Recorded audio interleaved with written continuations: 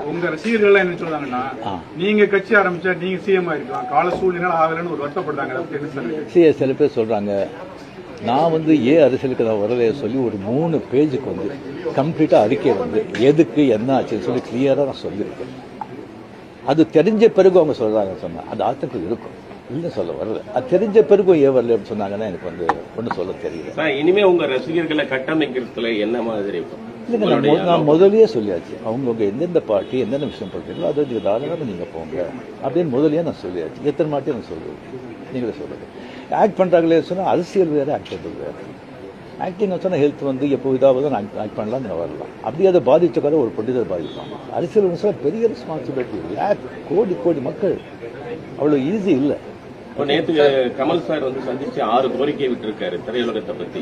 நீங்க சிஎம் சந்திச்சு திரையுலக பத்தின கோரிக்கைகள் ஏதாவது முன்வைக்கிறதுக்கு ஐடியா இருக்கா? இல்லைங்க, இப்போ சினிமா இண்டஸ்ட்ரியிலேருந்து நடிகர் சினிமா போயாச்சு, ப்ரொடியூசர் கவுன்சில் பார்க்க போறாங்க, கமலும் போயாச்சு. மறுபடியும் சும்மா சம்பிரதாயமான போய் பார்க்கறதுக்கு எனக்கு பிடிக்காது. முதல் முறையா ஆட்சிக்கு வந்திருக்கக்கூடிய விஜய் அவர்களுக்கு உங்களுடைய அறிவுரை ஆலோசனை என்ன? எதிர்பார்ப்பு ரொம்ப ஜாஸ்தியா இருக்குங்க. அது டெஃபினட்டாக பூர்த்தி செய்வாங்க நம்பிக்கை எனக்கு இருக்கு. பட் ஒன்று மக்கள் நம்ம ஒரு 2 வருஷம் அவரை விட்டுணும், 2 வருஷம் விட்டுணும். இன்னொன்று அவருடைய தொண்டர்கள் ஆகட்டும், ரசிகர்கள் ஆகட்டும், ஜாகிரதையாக நடந்துக்கணும். இந்த சென்ஸ் அவர் என்ன தப்பு பண்ணா கூட அது ஸ்ட்ரைட்டா விஜய்க்கு தான் பாதிக்கும் அப்படிங்கிறத அவன் மனசுல வச்சுக்கணும்.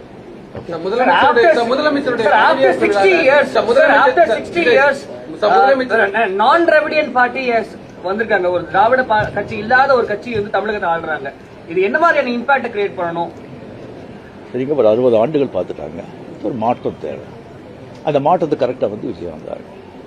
அது வரும்போது கம்ப்ளீட்டாக சினிமா புகழ் 100% சினிமா புகழ் அவ்வளோ ஒரு கை கொடுத்துருக்கு. இளைஞர்கள், லேடிஸு அண்ட் சோசியல் மீடியா அது நல்ல ஒரு காரணம். ஓகே, ஏற்கனவே முதலமைச்சருடைய பதவியேற்பு விழால நீங்க சிறப்பு விருந்தினராக கலந்துக்கிறீங்க.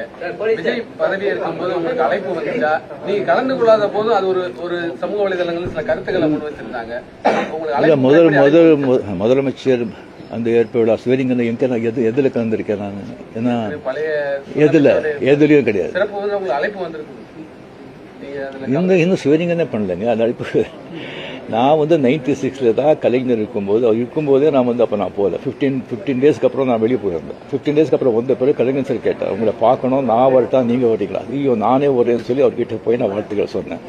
அப்படி நேரடியாக மக்கள் மாற்றம் வேணுன்றதை இந்த தேர்தல் மூலமா உணர்த்திருக்காங்க. 2001 நீங்க தேர்தல் கட்சி வச்சிருந்தா வெற்றி பெற்றுக்கலாம் என்ற ஒரு சொல்லப்படுகிறது. அது தவறு விட்டுமோன்னு நினைக்கிறீங்களா? இல்லை, 100% வெற்றி பெற்றுப்பாங்க, அதுல டவுட்டே கிடையாது.